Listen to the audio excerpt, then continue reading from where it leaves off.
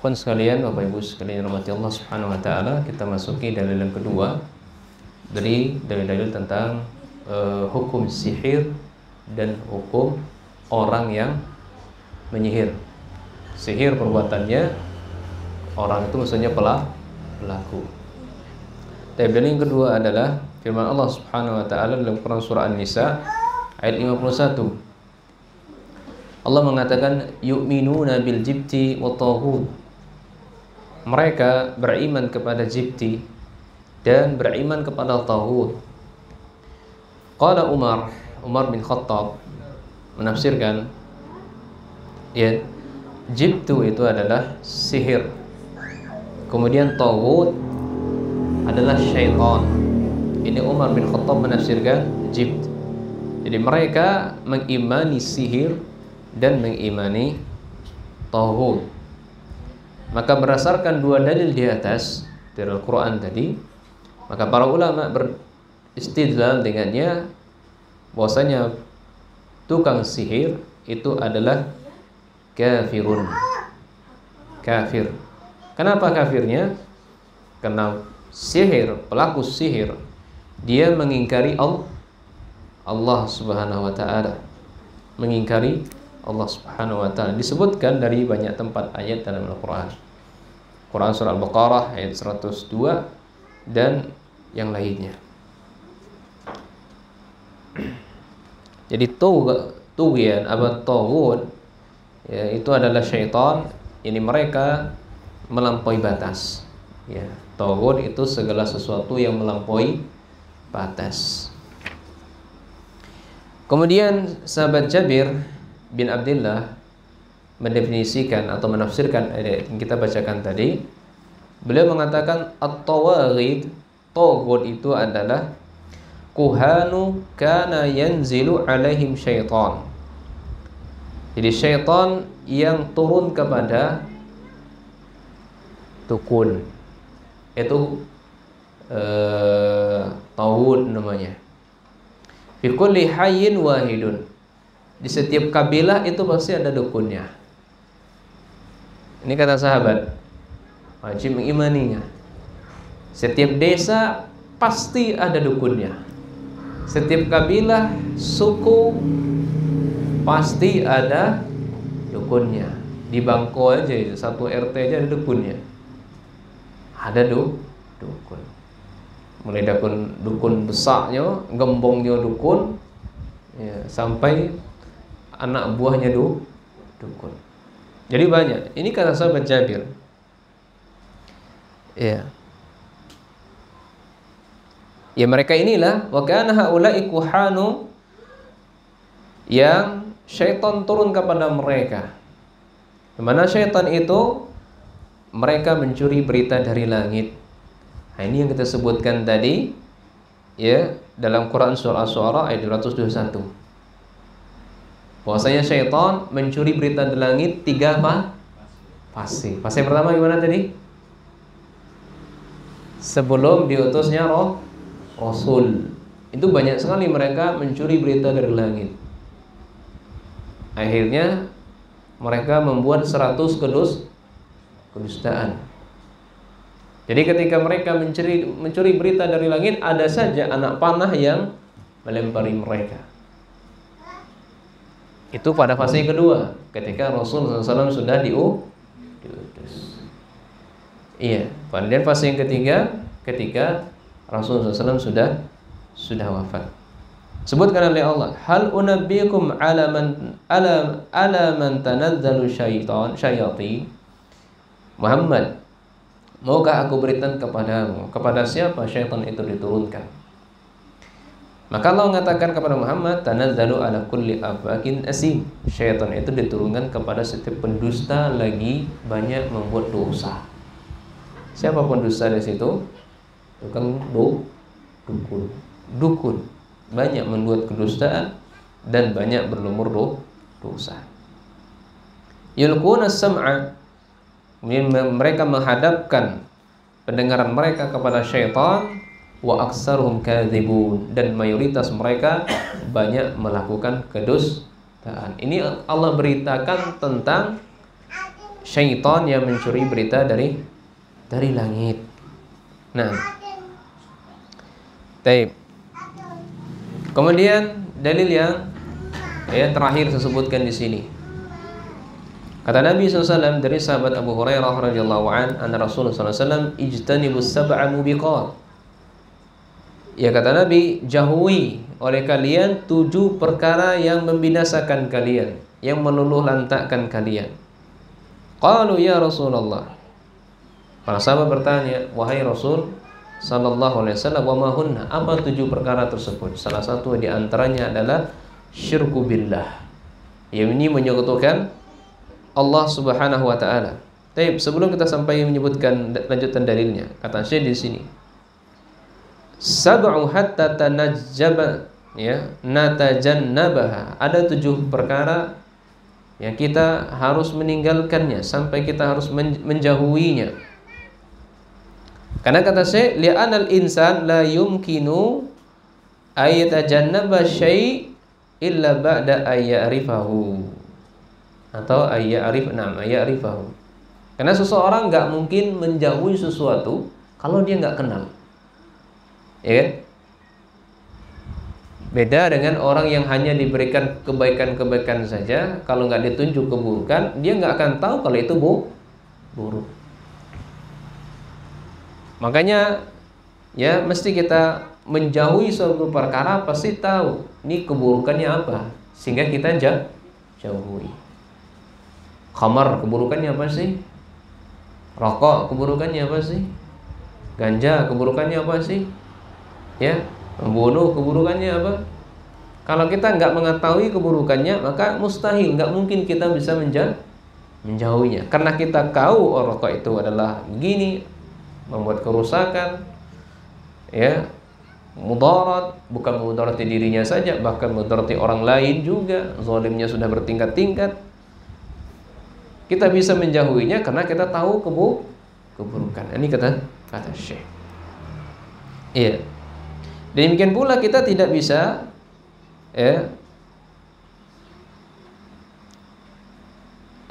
wa fi hadza dalilun annahu yajibu 'ala muslim ay yas'ala umrin muharramah. Maka dalam berdasarkan dalil di atas, wajib seorang muslim dia bertanya tentang perkara-perkara yang haram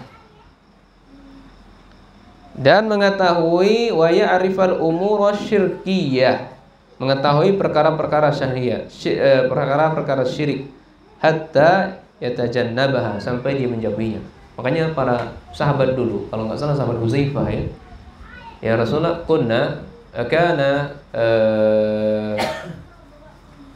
kuntu as'alu Rasul sallallahu alaihi wasallam 'ani syarri. Ya, dulu saya bertanya kepada Rasulullah SAW tentang keburukan. Itu bukan dalam rangka melakukannya, tapi dalam rangka menjauhi. Itu sahabat Huzaifah sukanya gitu, nanya yang dilarang-larang. Kalau sahabat lain kan tidak. Amalan soleh yang terbaik itu apa? Amalan cintai Rasul itu apa? Amalan cintai oleh Allah itu apa? Amalan yang bisa mengangkat kebodohan kita apa? Itu sahabat-sahabat ada yang sering-sering bertanya seperti itu. Dan sahabat Huzaifah, beliau bertanya hal-hal yang buruk.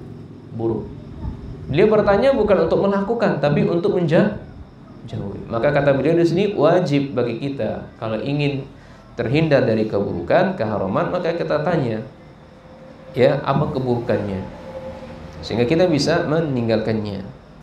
Nah, di sana kata Syekh, wa hunaka di sana ada orang yang mengatakan, ya, saya sudah tahu tauhid, tidak perlu lagi belajar tauhid. Ini syubhat, ya, syubhat halus syaitan. Dan watruku kalama fi syirik, dan dia nggak mau tahu apa itu syirik, nggak mau tahu syirik. Wal kalam fil muharramat, dia nggak mau tahu apa hal-hal yang diharamkan oleh Allah. Dia maunya alimuhum khair faqat, dia hanya tahunya, pengennya kalau ngaji itu hal-hal yang baik-baik saja. Ustaz, nggak usah lah sebutkan hal-hal yang diharamkan, dilarang, sebutkan aja amal-amal soleh gitu loh. Nggak usah lah bahas tentang syirik, Ustaz. Nggak usah lah bahas tentang bid'ah, Ustaz. Nggak usah lah bahas haram-haram, Ustaz. Itu akan menyinggung orang gitu kan. Sebutkan aja amal soleh, Ini katakan Syekh, ketika hanya disampaikan yang baik-baik saja, padahal dia tidak tahu mana yang haram, mana yang syirik, maka tidak bermanfaat. Orang menganjurkan, ayo amal soleh, begini dan begitu. Ternyata dia berbuat syirik. Manfaat tidak amal solehnya? Manfaat atau tidak? Tidak manfaat, ya. Makanya dakwah sunnah itu tasbih wa tarbiyah, amal ma'ruf nahi munkar. Ada amal ma'ruf nahi munkar, ada pendidikannya, ada pengarahannya, ada hal-hal yang dilarang, amal ma'ruf nahi munkar. Nah, ketika ada orang mengatakan seperti itu, tidak usah sampaikan yang haram-haram, tidak usah sampaikan hal-hal yang bid'ah, ya, tidak usahlah menyampaikan hal yang dilarang. Ini wahada kida'un minasyaitan. Ini bentuk tipu daya syaitan yang diselancarkan kepada manusia. Li'annahu labudda ya'rifal insanu khaira wa yarju syarra minal ajli ayyamal khair wa yatraka syirk. Wajib bagi seseorang di satu sisi dia mempelajari kebaikan, di satu sisi dia mempelajari keburukan. Itu dalam rangka ketika dia beramal dan dia juga meninggalkan hal-hal yang dilarang. Nah, makanya Allah Subhanahu wa taala mendahulukan kalimat kufur mengingkari taghut dibandingkan iman kepada Allah. Ya. Allah mengatakan faman yakfur bitaghut wa yu'min billah faqad istamsaka bil urwatil wusqa. Siapa yang mengingkari taghut kemudian dia beriman kepada Allah, maka dia sudah berpegang teguh kepada tali agama Allah yang sangat kokoh. Nah, kemudian lanjut dari tadi, jauhilah oleh kalian 7 perkara yang membinasakan kalian. Yang pertama adalah syirik, kemudian lanjutannya adalah sihir. Jadi, sihir itu perkara yang membinasakan seseorang. Wa qatlun nafsi allati haramallahu illa bil haqq, dan membunuh jiwa yang diharamkan oleh Allah kecuali yang hak. Ya, yang hak apa tadi? Sayyibuz zani, wanita yang berzina itu boleh dibunuh meskipun seorang muslim. Ini haknya. Orang yang murtad, ya, keluar dari agama Islam, man baddala dinahu faqtuluh. Siapa yang mengganti, menukar agamanya, maka bunuhlah dia. Siapa yang bunuhnya? Penguasa, pemerintah, bukan personal orang. Nanti lihat orang murtad di situ, wah, keluarganya langsung ditembas lehernya. Oh, ini tidak benar. Dia orang ngajinya, ngajinya di musola Buyaki. Wah, ini membuat kerusakan namanya, ya, membuat kerusakan. Gagal paham kajian ini, ngantuk mungkin saya ini. Yang didengarnya ini saja. Siapa yang mengganti agamanya, bunuh. Kemudian penjelasannya tidak didengarnya. Ya, jadi syirik dan sihir itu, masya Allah, itu dosa, ya, dosa paling besar. Baik. Di sini ada lanjutannya, wa aklur riba, makan harta riba, kemudian memakan harta anak yatim, ya, harta yatim, dan seterusnya. Baik.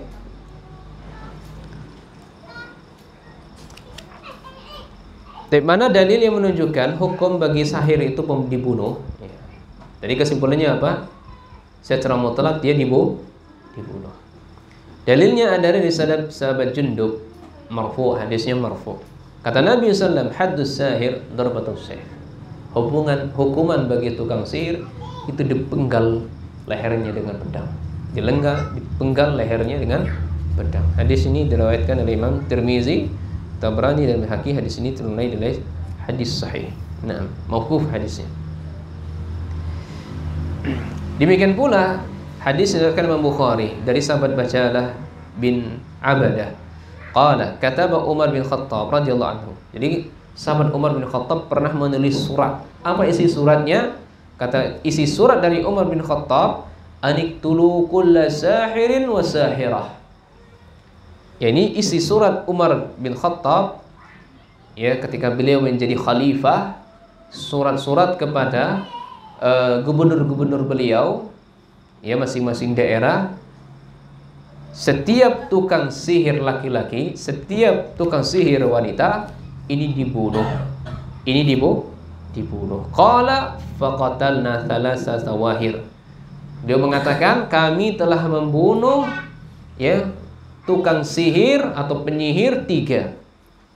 Ya, Dan ini dibenarkan oleh sahabat Hafsah, ya, sahabiat Hafsah radhiyallahu anha. Kata beliau, annaha amarat bi qatli jariyah laha saharatha faqutilat. Iya. Bahwasanya kami diperintahkan untuk membunuh, ya, wanita, ya, budak wanita yang telah melakukan sihir. Faqutilat, akhirnya dia dibunuh.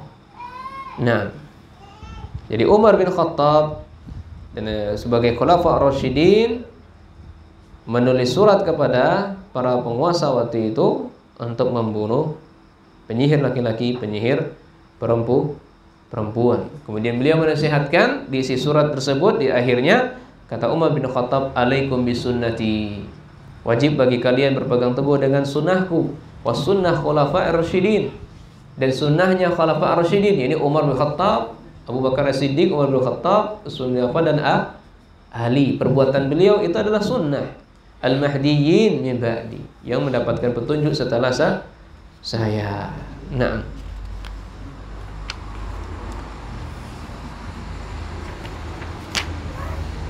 baik, kemudian poin yang terakhir adalah jenis-jenis sihir. Ya, jenis sihir itu saya sebutkan di sini ada 5 berdasarkan dengan dalil yang ada. Ya. Tapi dalilnya panjang, ini saya tidak sebutkan, saya sebutkan kesimpulannya saja. Pertama, ya, termasuk dari sihir itu iyafah. Iyafah, kemudian tarak, kemudian tiarah. Ya, iyafah itu adalah zajarut tayr. Itu iyafah, menerbangkan burung merpati kah atau burung apa. Ini keyakinan orang jahiliyah dulu dan sampai sekarang pun masih ada. Kalau burungnya dia musafar nih, mau berjalan jauh ke Jakarta, sebelum safar, sebelum jalan naik bis atau apa kayak motornya, burung diterbangkan dulu. Kalau burungnya terbangnya arah ke kiri, ini nggak boleh nih. Ini akan terjadi begini dan begitu. Akhirnya nggak jadi berangkat. Kalau terbangnya ke kanan, ini tanda baiknya, lanjutlah. Ini disebut dengan iyafah. Iya. Kalau tarak itu adalah, ya, yukhattu bil ard.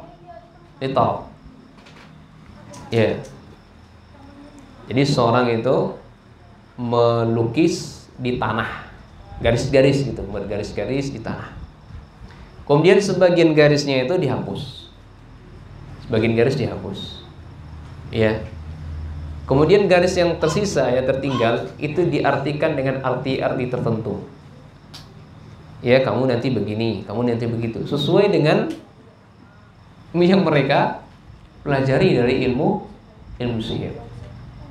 Pernah nggak dapati begini? Datang ke tukang sihir atau ke dukun, ya kan? Dibuatnya garis-garis. Atau melihat garis tangan. Oh, nih, itu kan media yang mereka gunakan. Nanti insya Allah akan bahas masalah dukun. Biasanya medianya gunakan gitu. Nah, itu disebut dengan tarak atau tiarah.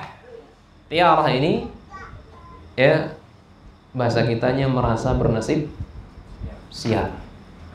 Masuk kupu-kupu, oh tandanya ada tamu. Ya, apa?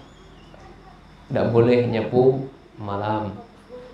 Ya, nanti akan terjadi begini dan begitu. Ya, nggak boleh potong kuku malam, nanti akan terjadi begini dan begitu. Ya, nggak boleh duduk di di pintu, akan terjadi begini dan begitu.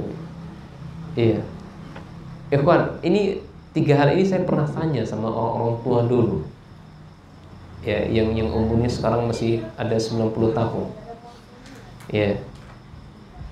Sebenarnya itu kata beliau, ya, Wallahu a'lam benar atau tidak, ya.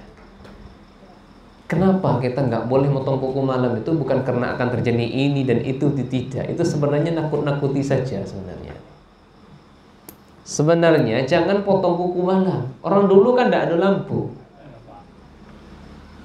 Kalau dipotong malam-malam, tidak kuku yang tak potong, tangan tak potong, berdarah.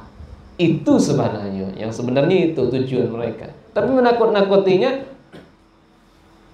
inilah syaitan pandai bermain sampai turun-temurun. Kalau dipotong kuku malam, ikut jadi ini tidak. Kalau menyapu malam, apa kecilnya? Menyapu malam, beko padi di tengah sawah, dimakan apa? Dimakan tikus. Itu. Ya.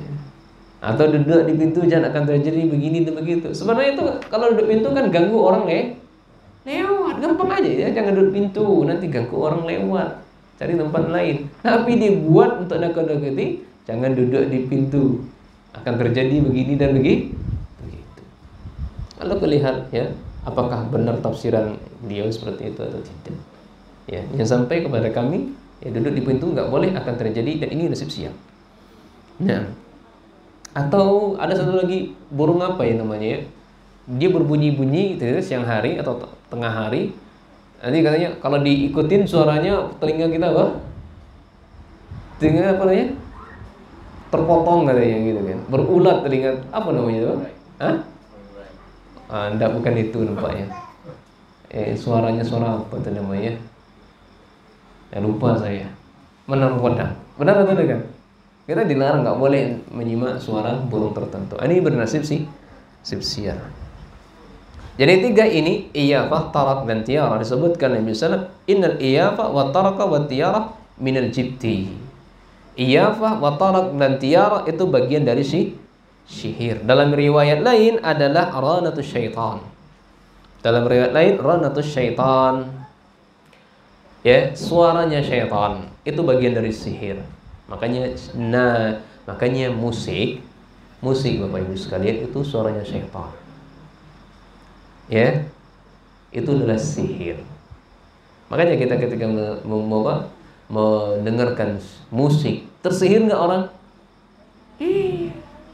Allahu Akbar, Allahu Akbar. Coba lihat ketika orang dengar musik, dia menerima panggilan syaitan apa menerima panggilan Allah? Sibuk dengan suara syaitan apa sibuk dengan panggilan Allah? Disihir nggak mereka? Disihir. Apalagi ketika walimahan, nikah, azan berkumandang di depan masjid, dia tambah keras organnya, suara speakernya. Ya atau tidak? Nah, jadi aghani wal mazamir, alat-alat nyanyian dan lagu-lagu, musik itu adalah suara syaitan. Ya, suara syaitan. Maka kata Nabi, kata Allah Subhanahu wa taala, walladzina la yashhaduna dzura. Itu adalah majelis-majelis kebatilan, majelis-majelis jahat. Maka Allah mengatakan tidak boleh hadir ke majelis itu. Makanya kalau ada undangan, ada suara musiknya, nggak boleh hadir. Allah yang perintahkan, bukan mardi yang memerintahkan.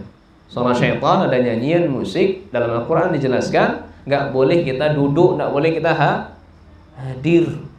Padahal dalam hadis sebutkan hakul muslim 'alal muslim adalah ya, hak muslim antara muslim yang lainnya adalah memenuhi undangan. Undangan maksudnya undangan walimatul urus, hukumnya wajib. Namun ketika ada suaranya syaitan di situ, maka gugur.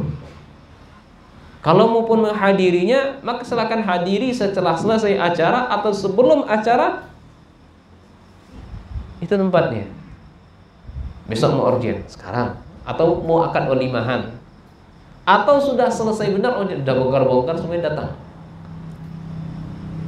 Ya, itu solusi ditawarkan oleh para ulama. Nah, dan sangat ajib ya kawan ya, ada sebagian seorang dai mengaku ahli sunnah salafi, ya, mendengarkan musik, ya, mendengarkan musik, meskipun dia diam, ya, nauzubillah min zalik. Nah, kita berlindung dari perbuatan tersebut, karena itu adalah bagian dari sihir, benar-benar menyihir kita. Kemudian yang kedua, jenis sihir yang berikutnya adalah ilmu nujum, ilmu perbintangan. Ilmu perbintangan. Dan ini dibagi dua menjadi ulama, hukum pertama syirik dan dosa besar, dan yang kedua tidak apa-apa boleh. Jadi ilmu perbintangan yang jenisnya syirik kapan? kalau meyakini bintang tertentu bisa mempengaruhi kita, bisa mudaratkan kita. Ya, meyakini. Contohnya, Mas, lahirnya bulan apa, Mas? Mas Ahmad, lahirnya bulan apa? Januari. Oh, kalau Januari ini bintang saya Scorpio katanya. Apa bintangnya? Saya nggak hafal dulu bintang-bintang itu. Apa namanya? Lesos. Iya, bintang Lesos kan? Bukan. Bintang apa? Scorpio, apa lagi? Aries. Apa lagi? Nah, intinya itulah yang tahu bintang-bintang gitu kan. Ya, kalau saya bulan Januari bintangnya ini, maka akan terjadi begini dan begitu. Iya juga ya, benar nih. Ya kan, kebetulan misalnya kalau bulan Agustus lahirnya, maka orangnya sukses, orangnya ganteng, kulitnya putih, istrinya cantik, anaknya bagus-bagus. Lihat, oh iya ya, saya ganteng ini, kulit saya putih ini, anak saya cantik-cantik, istri cantik, usaha laris. Iya, semuanya ada sama saya nih. Udah, kena dia. Ya, kena dia di perangkat syaitan. Maka yang seperti ini jatuh pada perbuatan syirik. Ya. Tapi kalau jenis yang kedua ilmu tasyir. Kalau yang pertama disebut ilmu taksir, yang kedua disebut ilmu tasyir. Nah, kalau ilmu tasyir ini kita menggunakan bintang itu dalam rangka penunjuk arah dan waktu sholat, ya, waktu sholat, bulan-bulan, ya kita mengetahui bulan apa namanya, dan seterusnya penunjuk arah, mana arah kiblat, mana arah selatan, arah timur, barat, itu penunjuk arah saja. Kalau dalam hal mengetahui hal ini maka tidak masalah, boleh, ya, bahkan bisa menjadi sesuatu yang dianjurkan. Ya, taunya arah apa? Arah kiblat. Ya, dulu sebelum adanya kompas, ingat saya ketika saya waktu di pantai itu, ya, dengan bintang, arahnya bintang. Mas, kalau lihat bintang ini, itu arah kiblatnya ke sana. Iya. Mas, kalau lihat bintang ini, maka arah timur ke sana, arah selatan ke sana. Itu ada ilmunya, kita nggak tahu, belum mempelajarinya ilmu berbintang, maka tidak masalah dalam hal ini. Kemudian yang ketiga adalah buhul. Ya, sudah kita singgung tadi buhul tadi. Ya, maka itu bagian dari jenis sihir. Kemudian ya yang keempat adalah namimah. Yang keempat adalah namimah. Nah, namimah ini ya bahasa kitanya adalah adu domba. Ya, namimah itu adalah adu domba. Kata Nabi sallallahu alaihi wasallam, hal unabbiukum mal'adhu. Maukah aku beri kabar kepada kalian apa itu adhu? Ini sihir. Maka Nabi sallallahu menjawab, al-adhu adalah namimah. Sihir adalah namimah. Adu domba itu adalah namimah. Apa itu namimah? Qalatu bainan nasi, ya, membicarakan orang lain. Ini namimah. Ya, membicarakan orang lain. Bahasa kitanya gunjiang, gibah. Inilah yang paling bahaya ketimbang sihir. Namimah jenis sihir yang paling bahaya. Adu domba jenis sihir yang paling berbahaya. Ya. Apalagi yang diadu domba antara ustadz dengan ustadz. Yang adu domba istri. Yang adu domba antara ikhwan sesama ikhwan pengajian. Ini dan itu yang adu domba. Makanya ikhwan sekalian, di antara bentuk adu domba yang terjadi antara ustadz dengan ustadz itu sebab ikhwan itu sendiri. Ya, adu domba. Contohnya gini, banyak kejadian, ya, dia bertanya sebuah hukum kepada ustadz. Ustadz, hukum A ini apa ustadz? Jelaskan oleh ustadznya, hukumnya ini dan itu, dalilnya ini dan itu. Ulama yang berpandangan pendapat ini dan itu. Dia nggak terima dengan jawaban dari ustadz ini. Dia pengen tanya lagi kepada ustadz lain. Ustadz, apa hukum ini ustadz? Ini dan itu. Dijawab oleh ustadz ini, hukumnya ini, dalilnya ini, ulama berpendapat ini. Ustaz Fulan dengan pertanyaan yang sama saya tanyakan, dia menjawab begini Ustaz. Ya kan? Dia menjawab begini.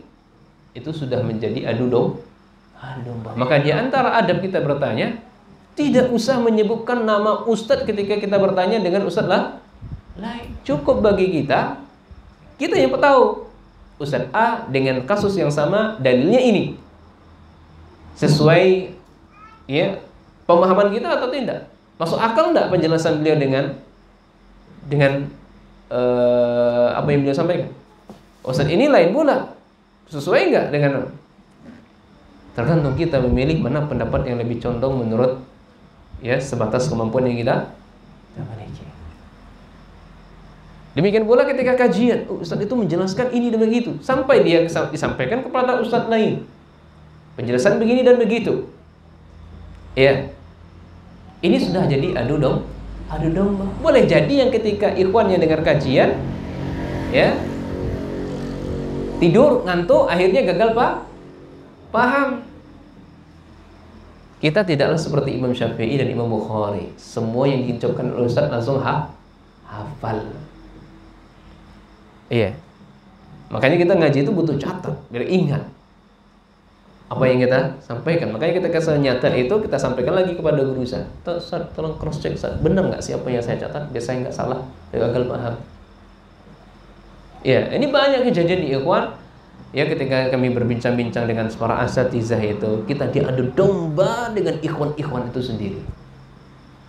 Ya, karena mereka gagal paham. Contohnya, kasus yang terjadi banyak sekali ini ketika ustadznya menyampaikan tentang adab seorang penuntut ilmu.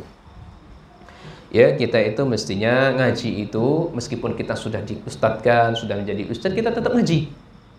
Kita tetap ngaji. Jangan malu meskipun yang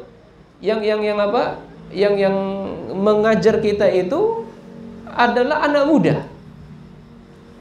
Iya, tetap kita ngaji. Kita tetap belajar.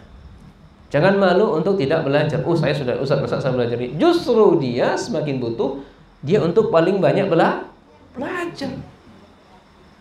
Iya. Kita sudah ketika mendakwahkan, ketika mengajarkan, kita tuh mestinya harusnya ikhlas. Terima gaji kita apa adanya. 500 diterima, 400 diterima. Selama kita tidak pernah diikat oleh sebuah yayasan. Selama kita tidak diikat oleh pondok. Ya. Nah, ketika orang yang tidak suka dengan ustaz tersebut gagal paham, disampaikan kepada ustaz lain, Ustaz Fulan itu, ya orangnya dia nggak ikhlas dia ngajarnya. Kenapa nggak ikhlas? Karena di pengajian dia sampaikan dia harus kita ngajar harus ikhlas. Berapapun gaji, itu dia nggak bisa. Kenapa disampaikan di kajiannya? Karena dia digaji 500, dia pengen nyindir. Kalau bisa gajinya ditambah, jangan 500. Makanya disampaikan ke kajiannya harus ikhlas. Sebetulnya gaji nominalnya 500, disampaikan kepada ustaz lain. Wah, itu ustaz nggak bener gitu tuh. Ya, ustaz nggak bener. Masa ustaz harus matok-matok? Masa ustaz di majelis meminta gajinya harus ditambah? Iya kan? Padahal ustaz nyampaikan tadi, kita diperintah, disuruh untuk ngajar, ngaji, mendakwakan dengan ikhlas. Disampaikannya apa? Ada domba enggak? Ada domba. Sampaikan pada ustaz lain. Atau disampaikan kepada ikhwan lain. Ada domba enggak seperti itu? Ada domba. Ini bahaya. Dan kasusnya ini banyak. Dan yang terjadi adu domba seperti ini kepada dai-dai muda. Atau ikhwan-ikhwan yang baru ngaji. Iya, baru ngaji. Dan dia nggak tabayun dulu. Kalau ustaz sudah senior dan dewasa, dia akan benar nggak sih? Maka dia akan klarifikasi, dia telepon langsung atau didatangi ustadznya.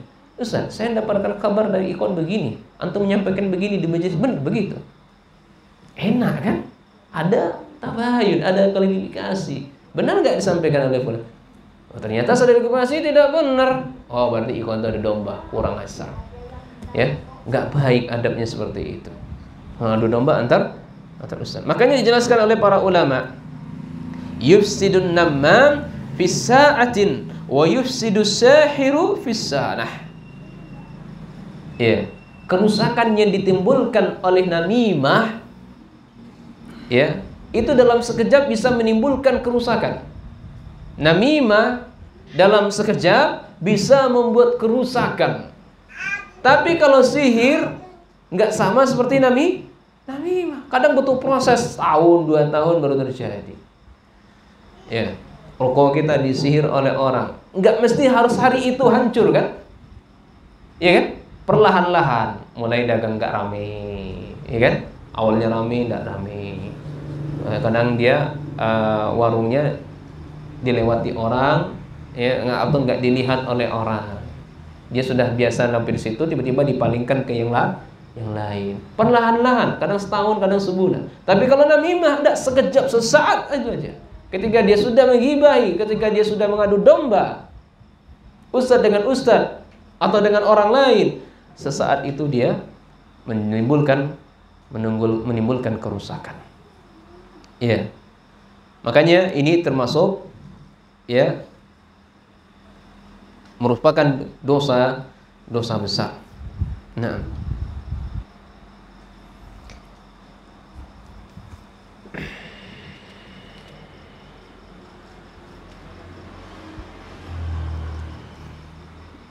dalam hadis disebutkan, ingat ya, orang yang diazab di dalam kubur, dia diazab bukan melakukan sesuatu yang besar, karena bukan melakukan kesyirikan atau tidak, ya. Tapi dia, salah satu di antara mereka, sering melakukan adu domba. Nah, adapun yang kedua, ketika mereka kencing, enggak bersuci. Nah, dia diazab oleh Allah. Selesai pembahasan masalah sihir. Kemudian pembahasan masalah, ya, dukun sekarang. Dukun. Kesimpulannya, sihir dan dukun, ya, itu 11-12. Ya, bahasa kitanya sihir dan dukun itu 11-12.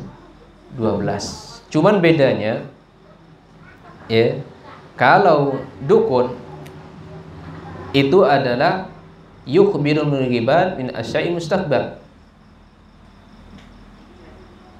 wal maqudati wad dallah. Dia mengetahui perkara gaib yang akan terjadi di masa akan datang, atau mengetahui perkara atau barang-barang yang hilang. Itu dukun.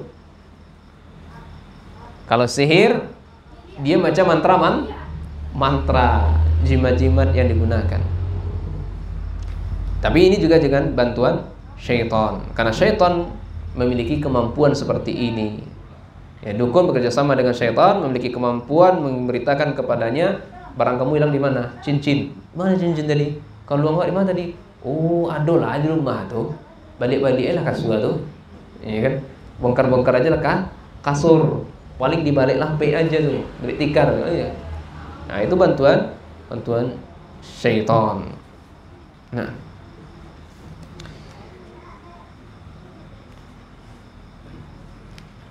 jadi mereka mengaku mengetahui perkara gaib.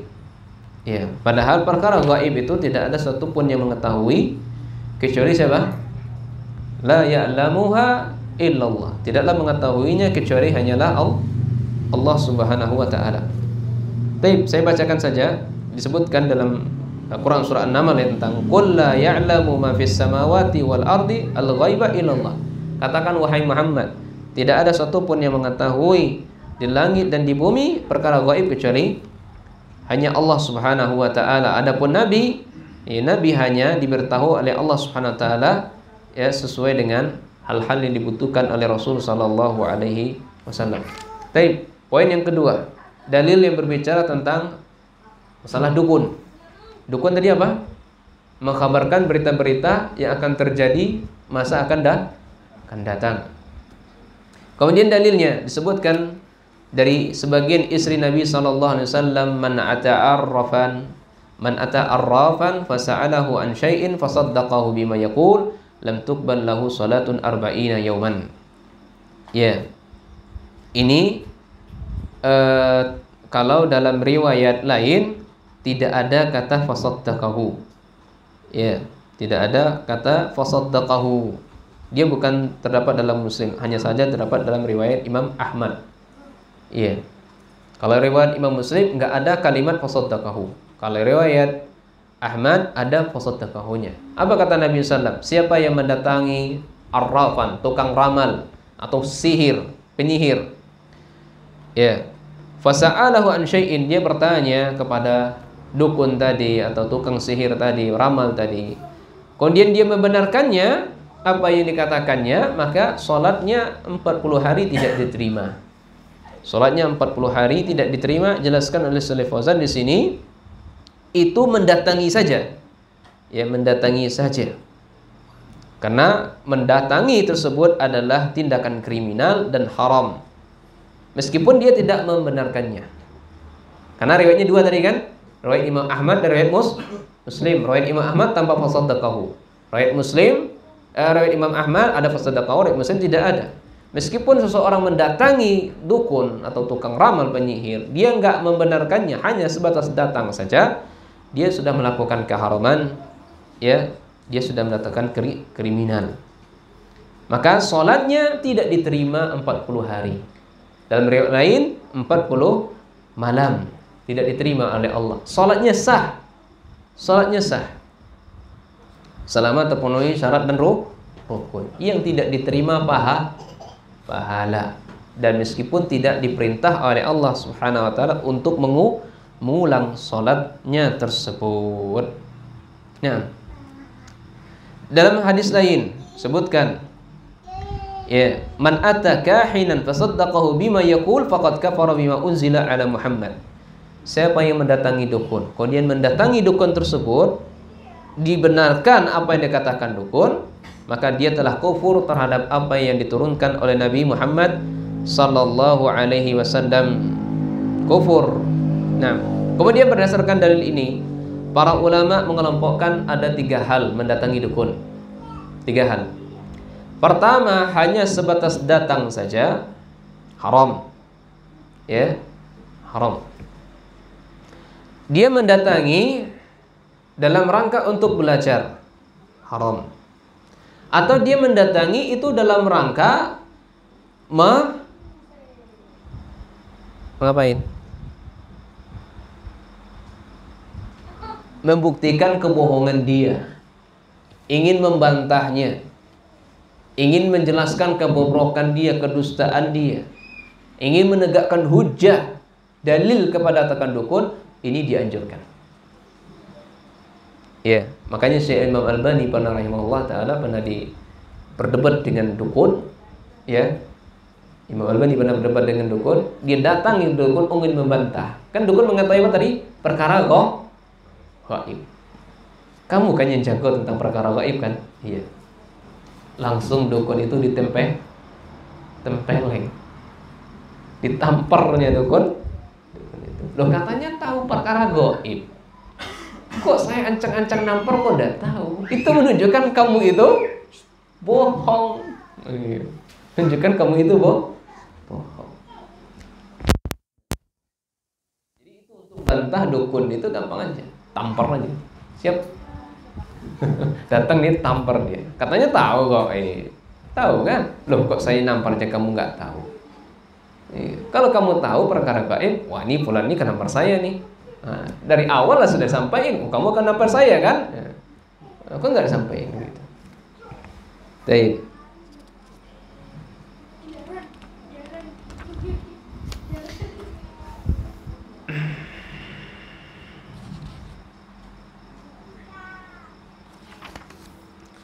Jadi ikhwan ya, sampai di sini saja. Ini dalil-dalilnya sangat banyak. Ada 7 dalil di sini ya. Saya sebutkan hanya dua dalil saja. Semoga bermanfaat bagi kita semuanya. Nah, adapun berkaitan dengan media dukun yang digunakan adalah saya melihat praktek langsung dari dukun itu. Ya. Karena saya sampaikan aja sama Bapak Ibu sekalian, karena bapak saya itu bapak saya sampai sekarang itu terkenal di Bangkok dukun gede, dukun gadang. Setelah dukun gadangnya mati, patang bapak ambo dukun gadangnya. Jadi ambo paling tahu kalau bicara masalah dukun itu. Apa media yang digunakan? Pertama, media. Ketika kita datang nih, itu akan ditanya siapa, namanya siapa, KTP-nya mana, ibunya siapa, ayahnya siapa. Terus lihat garis tangan, tengok. Ya. Terus kalau orang yang ingin disihir, ingin disantet, ya, ingin dipelet, itu minta foto. Nggak foto. Makanya di media sosial itu sebisa mungkin jangan upload foto, khususnya akhwat. Karena yang banyak yang disantet, yang dipelet itu adalah akhwat, agar dia tertarik sama dia. Ya, kalau ikhwan itu jarang, untuk dipelet itu jarang. Paling usahanya antar ikhwan sama ikhwan, usahanya toko bangunan. Bagaimana caranya orang ya tukang ini tidak dapat job gitu kan sama saya terus itu. Makanya yang paling banyak peletnya itu sama tukang-tukang. Bapak saya kan tukang juga ya. Sebagian kawannya, wah kalau kita nggak pakai ini sulit dapatnya katanya. Saya diamin saja gitu kan, saya lihat dulu. Nah itu kalau tukang-tukang. Nggak tahu tukang buah, tukang baju, nggak tahu kayak gimana gitu kan. Ya, nah perempuan itu jangan pernah sama sekali upload foto, apalagi upload foto anak. Itu akan dijadikan apa? Media sihir atau sumber ain, penyakit ain yang disebabkan mata jahat karena hasad yang timbul dalam diri seorang. Itu medianya yang digunakan. Kemudian media yang digunakan itu adalah ya terakhirnya itu harus tumbal. Bahasa mereka tuh sedekah. Bahasa lebih syar'inya sedekah sekarang dibuatnya. Kalau dulunya tumbal, kalau sekarang syar'inya sedekah. Dipotongkan ayam. Boleh disedekahkan kepada orang lain, boleh makan sendiri dagingnya, seterusnya. Nah, ini media-medianya. Kalau ada ciri-ciri seperti itu, ada tuh adalah dukun. Nah, wallahu a'lam bishawab. Adapun berkaitan dengan huruf abjad, karena ada juga orang-orang yang menggunakan huruf abjad, ya. Jadi tidak semua huruf abjad itu adalah media sihir. Ya, ada juga abjad itu sebagai paragraf-paragraf yang dibuat oleh para ulama di kitab-kitab mereka, dimulai dari alif, ba, ta. Kalau yang seperti ini tidak masalah. Tapi kalau mengabjad itu untuk gunakan sihir, karena begini ya, saya lihat itu di toko wak bakso dibuatnya segi apa? Segi apa nih? Apa namanya? Gini kan? Segitiga. Itu ada poin-poinnya. Nah, begini. Ini huruf alif, ini huruf ba, ini huruf ta. Ini ada maksud tertentu. Nah, kalau ini tujuannya, dia meyakini ini tertentu, ini adalah sihir, dukun. Ya. Bahasa kitanya pelaris. Allahu a'lam bishawab. Subhanakallahumma wa bihamdika asyhadu an la ilaha illa anta astaghfiruka wa atubu ilaik. Tapi